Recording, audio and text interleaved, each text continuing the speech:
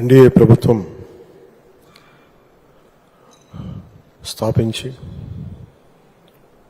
100 రోజులు పూర్తి చేసుకున్న సందర్భంగా వేదిక పైన ఆసీనులై ఉన్న అనుభవజ్ఞులు, అపరిమితమైన మేధా సంపత్తు,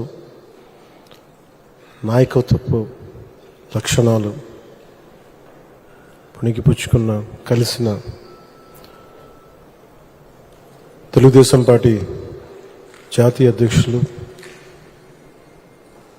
4సారి ముఖ్యమంత్రిగా ప్రమాణ స్వీకారం చేసిన శ్రీ నారా చంద్రబాబు నాయుడు గారికి నా హృదయపూర్వక నమస్కారం. భారతీయ జనతా పార్టీ అధ్యక్షురాలుగా చాలా సమర్థవంతంగా అలయన్స్ని ముందుకు తీసుకెళ్ళి విజయానికి కీలక పాత్ర వహించిన శ్రీమతి మేడం పురంధేశ్వరి గారికి, తెలుగుదేశం అధ్యక్షులు, రాష్ట్ర అధ్యక్షులు శ్రీ పల్లా శ్రీనివాస్, అత్యధిక మెజారిటీతో గెలిచిన శ్రీ పల్లా శ్రీనివాస్ గారికి నా హృదయపూర్వక నమస్కారం. అందరూ చెప్పేవాళ్ళు స్టేట్లో ఎక్కువ మెజారిటీ నీకు వస్తుంటే నేను వినేవాడిని, కానీ నాకు అర్థమైంది అంటే అది గెలుపు ఆయన వల్ల సాధ్యం. అందుకే మనస్ఫూర్తిగా ఆయనకి నా కంగ్రాచులేషన్స్ చెప్తాను. గెలుపు మెజారిటీ ఎవరిదని కాదు, కానీ సరైన వ్యక్తికి సరైన గెలుపు వచ్చినప్పుడు అది ఎంత ఆనందంగా ఉంటుందో నాకు పల్లా శ్రీనివాస్ గారిని చూస్తే అనిపిస్తుంది. ఆయన గెలుపు నాకు నిజంగా చాలా ఆనందాన్ని ఇచ్చింది, అంత భారీ మెజారిటీ. ఈ 100 రోజులు పూర్తి చేసుకున్నామంటే ఇది ఒక సరిగ్గా మీరు నన్ను చంద్రబాబు గారిని, గౌరవ ముఖ్యమంత్రి చంద్రబాబు గారిని ఆ రోజున ఆయన ప్రతిపక్ష నాయకులుగా ఉన్నప్పుడు ఆయన్ని ఇబ్బంది పెట్టి రాజమండ్రిలో పెట్టినప్పుడు, ఇక్కడ మన విజయవాడలో ఉన్నప్పుడు ఆయన మద్దతుగా నేను వస్తే ఆ రోజున నన్ను ఆపితే నేను ఆ రోజున ఒకటే మాట చెప్పాను అందరికీ, అప్పుడున్న అధికారులందరికీ, సరిగ్గా మీకు 6 నెలల్లో ప్రభుత్వం మారిపోతుంది, మీరు వెయిట్ చేయండి. అది అహంకారంతో గర్వంతో చెప్పలేదు, చాలా విసిగిపోయాం. మన విజయం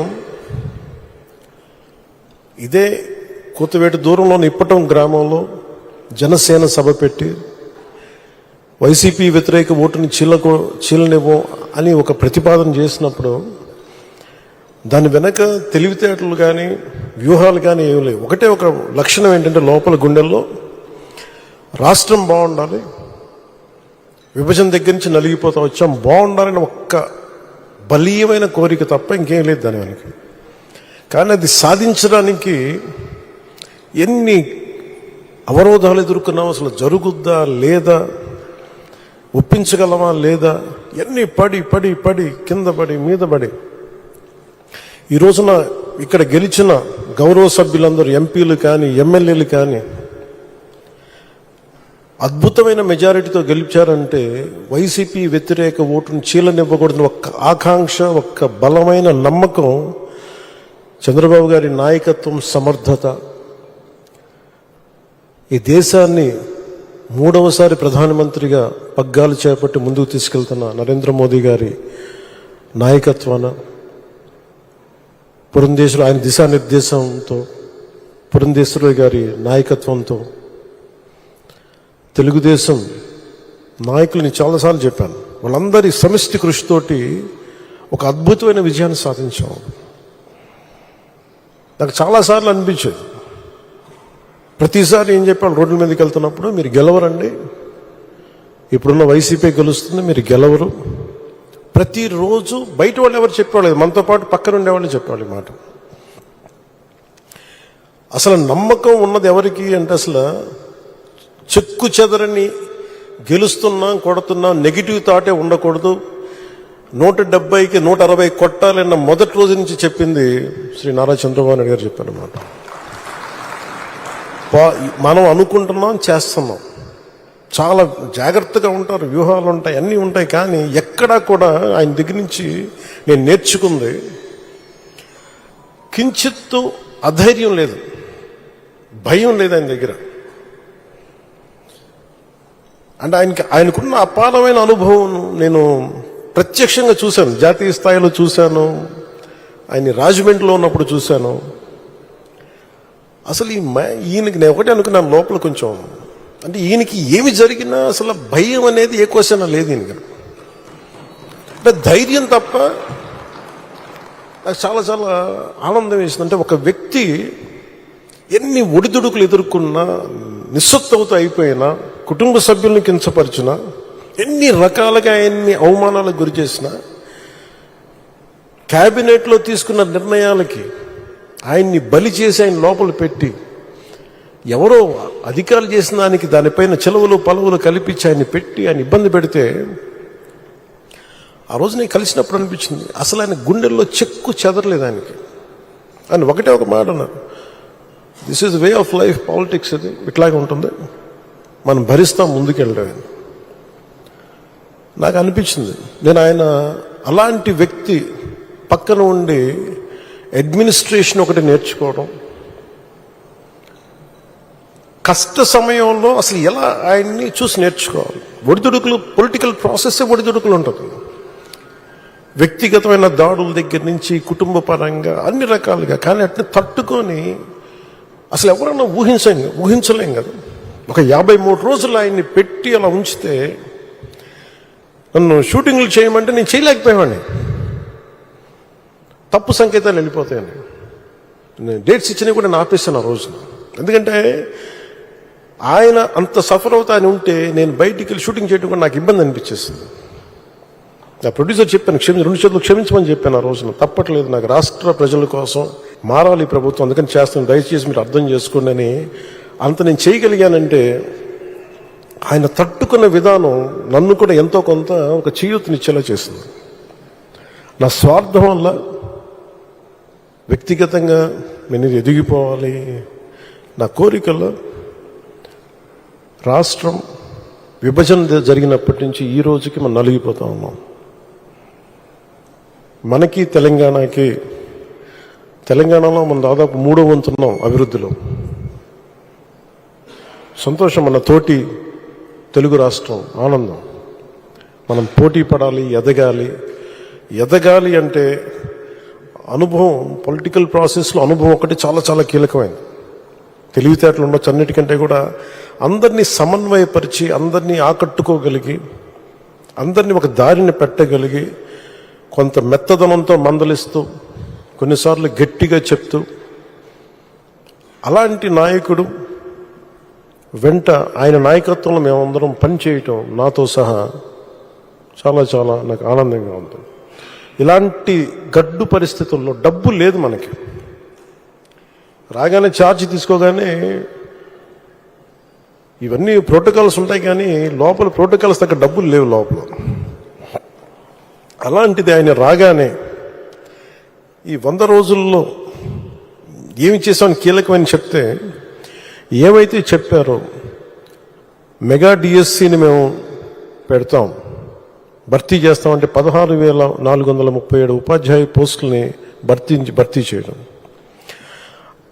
చాలాసార్లు పెన్షన్ గురించి మేము మాట్లాడుకుంటామంటే చాలాసార్లు దీంట్లో నేను పెన్షన్ బాగా ఎక్కువ చేద్దామని అనుకుంటే, ఎలా సార్ పాసిబిలిటీ అంటే, కష్టంగా ఉంటుంది కానీ మనం పెంచాలి. ఆయనకున్న ఆకాంక్ష కూడా ఏంటంటే సంపద కొద్ది మంది దగ్గర ఉండిపోకూడదు, అవి తిరుగుబాట్లు వస్తాయి. ఈ రోజున ఆయన నాయకత్వంలో ఈరోజు పొద్దున క్యాబినెట్ మీటింగ్లో మాట్లాడుకున్నప్పుడు కూడా ఎంటర్ప్రెన్యూర్షిప్కి ఒక 100 కోట్లు మూలధనం ఒక కార్పొరేషన్లో పెడితే, మైక్రో మన చిన్నపాటి పరిశ్రమలకి, ఔత్సాహికులకి, పారిశ్రామికవేత్తలకి అండగా ఉండటానికి ఒక 100 కోట్లు మూలధనం పెడితే దాన్ని 5,000 కోట్ల వరకు తీసుకురావచ్చు. అలాగే 500 కోట్లు పెడితే దాన్ని 20,000 దాకా తీసుకెళ్లొచ్చన్న ఈ రోజు నా ప్రతిపాదన చాలా అద్భుతంగా ఉంది. ఇవన్నీ చెయ్యాలి అంటే ఈ రాష్ట్రాన్ని, ఉమ్మడి రాష్ట్రాన్ని దిశానిర్దేశాన్ని మార్చిన వ్యక్తి, మైక్రో మన ఈ విపరీతం బలమైన సంస్కరణలు తీసుకొచ్చిన వ్యక్తి, SEZs ద్వారా కానీ, అభివృద్ధి కానీ, అలాగే మన ఇజ్రాయలీకి సంబంధించి ఈ మైక్రో ఇరిగేషన్ ఇది ఇలాంటివన్నీ మొట్టమొదటి తీసుకొచ్చిన వ్యక్తి. చాలా సింపుల్గా ఉంటాయి. ఇంకుడు గుంతలు అంటే అది చూడటం చాలా మందికి ఆ టైంలో హాస్యాస్పదం, ఏంటి గుంతలు తవ్వుకోవడం ఏంటని. ఆయన దార్శనికులు, ఆయన హెడ్ చూడగలరు. దానికి చాలామంది మేధావులతో మాట్లాడాలి. అలాంటి మేధావులతో కూర్చొని వాళ్ళని అర్థం చేసుకొని తనతో పాటు సహచరులను ఒప్పించి ఈ రోజున ఒక ఇంకుడు గుంతలు అనేది మనకి ఒక మన ఇంటి నిర్మాణంలో ఒక భాగం అయిపోయింది. ఇలాంటి ఎన్ని తీసుకున్నా, చిన్నది పెద్దది ఎన్ని తీసుకున్నా అనునిత్యం నన్ను ఆశ్చర్యపరుస్తూనే ఉంటారు ఆయన. ఎప్పుడు చూసినా నాకు ఒకటి అనిపిస్తే ఈ నుంచి ఎంత నేర్చుకోగలం మనం, ఎంత ఆయనకి పక్కన ఉండి చేదోడు వాదోడుగా ఉండగలం. నాకు ఇదే తలంపు ఉంటుంది. అలాంటి పెన్షన్లు కూడా ఎలా పెంచగలం అంటే మనం పెంచుదాం, నాకు ఒక అవగాహన ఉందని. అది అడ్మినిస్ట్రేషన్లో కాకలు తీరిపోయి మునిగి తేలిన వ్యక్తికి అర్థమవుతుంది. మంచి మనసు ఉండొచ్చు, చెయ్యాలన్న తపన ఉండొచ్చేమో, కానీ దానికి తగ్గ అవసరమైన ప్రతిభ లేనప్పుడు, అనుభవం లేనప్పుడు, మనుషుల్ని కలుపుకెళ్ళగలిగే సమర్థత లేనప్పుడు అది ఎవరి వల్ల కష్టం అవుతుంది. అలాంటిది ఆయన అద్భుతంగా 4,000 ఇవ్వడం ఒకటైతే, మొదటి నెల ఒక్కొక్కరికి 7,000 చొప్పున ఒకటే రోజున 65.18 లక్షల మందికి, అది కూడా ఇంటింటికి వెళ్ళి 4,408 కోట్ల రూపాయలని పంపిణీ చేపట్టడం, చేతికి డబ్బులు ఇవ్వడం, దేశంలోనే సంక్షేమంలో ఇది ఒక తిరుగులేని చరిత్ర. మనస్ఫూర్తిగా గౌరవ ముఖ్యమంత్రి గారికి నా ధన్యవాదాలు తెలుపుతున్నాను. గత ప్రభుత్వంలో ఉద్యోగులకు జీతాలు వచ్చాయి, నెలకి జీతాలు వచ్చాయి కాదు, వాళ్ళు పీడిఎఫ్ వాళ్ళ ప్రావిడెంట్ ఫండ్ డబ్బులు కూడా తీసేవాళ్ళు. అలాంటిది వాళ్ళకి మొదటి నెలకి 1వ తారీఖున ఉద్యోగాల జీతాలు అందుతున్నాయి. 1674.47 లక్షల కోట్ల ధాన్యాన్ని కొనుగోలు, ఆ బకాయిల్ని చెల్లించి అన్నం పెట్టి అన్నదాతని ఆయన ఆదుకున్నారు. స్థానిక సంస్థలకి, పంచాయతీ సంస్థలకి అసలు డబ్బులు లేవు. అధికారులు యంత్రాంగాన్ని రివ్యూ మీటింగ్స్లో చేస్తున్నప్పుడు అడిగితే డబ్బులు రావాలి, ఏం చేయాలో తెలియట్లేదు అనే స్థాయి నుంచి ఆయనకి ఒకసారి నేను తెలియజేసుకున్నాను, ఇట్లా డబ్బులు కొంచెం ఒక రోజు సమయం ఇవ్వండి అని చెప్పి స్థానిక సంస్థలకి ఆయన 1,452 కోట్లు ఇచ్చి నిర్జీవం అయిపోతున్న పంచాయతీలకి,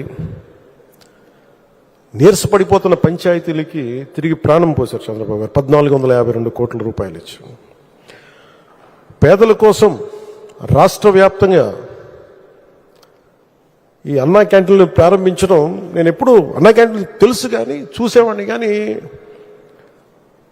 ప్రత్యక్షంగా వెళ్ళే నాకు ఇది ఉండదు. సో ఈ రోడ్లో వస్తున్నప్పుడు పొద్దున్నే ఒక రోజున ఎయిర్పోర్ట్కి వెళ్తా ఉంటే అన్నా క్యాంటీన్లు ప్రారంభించిన 3వ రోజు 4వ రోజు చాలామంది లారీ డ్రైవర్స్, ఈ మన బేల్దారి పనిచేసే కార్మికులు, డ్రైవర్స్ అందరూ, ఆటో డ్రైవర్స్ అందరూ కూర్చోబెట్టి లైన్లో ఉన్నారు. ఏంటి ఇంతమంది లైన్లో ఉన్నారంటే ఆ పొద్దున్నే ఆ పలహారం తింటాను. నాకు అనిపించింది గత ప్రభుత్వం ఎలా వదిలేసింది అని చెప్పి. అన్నా క్యాంటీన్ని ఆయన ఎన్టీ రామారావు గారి పేరు మీద అన్నా క్యాంటీన్ ఎలా మూసేయాలనిపించింది. 10 మందికి అన్నం పెట్టేది, అది 10 మంది ఆకలి తీర్చేది, ఎలా తీసేసారు నాకు అర్థం కాదు. అలాంటిది అంతమంది లైన్లో ఉండి నిలబడి చూస్తూ ఉంటే నా కడుపు తరుక్కుపోయింది. నిజంగా తిరిగి అన్నా క్యాంటీన్ని ఆరంభించి కార్మికుల తాలూకా క్షుద్బాధని తీర్చిన చంద్రబాబు గారికి మనస్ఫూర్తిగా ధన్యవాదాలు తెలుపుకుంటాను.